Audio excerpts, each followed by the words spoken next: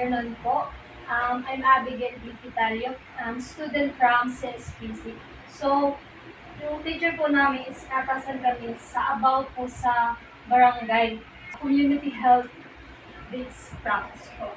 So, may mga interview po ako about po dito sa ating barangay. So, number one po, anong mga patakaran kaugnay sa kalusugan na ipinatutupad sa ating pong barangay?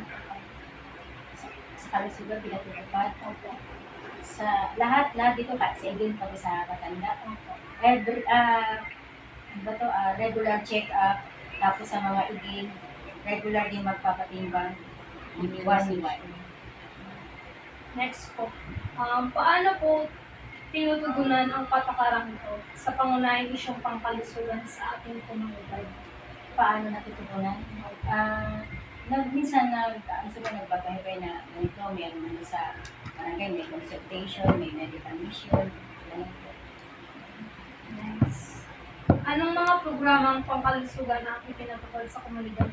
So, halimbawa po nito is yung pagbabakuna, serbisyong pangkalusugan para sa mga ina. Bawa ma'am, pagbuntis, meron kaming buntis class, pag lactating, nag-ano rin sila dito no last September 12, 13, 14, 3 days, pero puro half day lang po yan ma'am, para sa buntis class, saka sa paternity. Next po, sino ang mga pangunahing beneficiaryo ng mga programang ito? At paano po nila pinipili? Ano po kasi ma'am dito sa pangunahing sa buntis o sa mga igay na 0 to 5. Depende kasi yan ma'am kung halimbawa sa buntis, di siyempre buntis din po.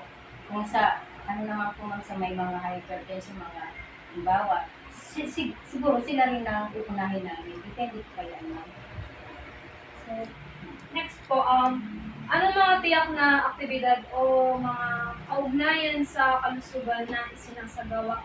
Halimbawa po nito ang health fairs o sanitation drives. Yun, sanitation, pareho lang siguro man lang kasi para din sa health care, sanitary ka sa health, sabi ninyo. Pero unang-una yung sanitary kasi ang pa yung pinakaano dito sa barangay.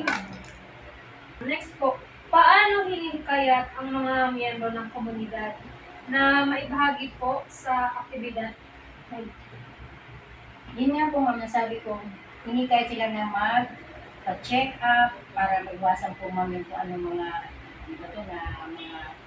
mga nararamdaman sa mga hypertension, diabetes, mga ganyan. Tapos yung mga, halimbawa, yung mga sa buntis naman para maiwasan yung mga makunan. Kaya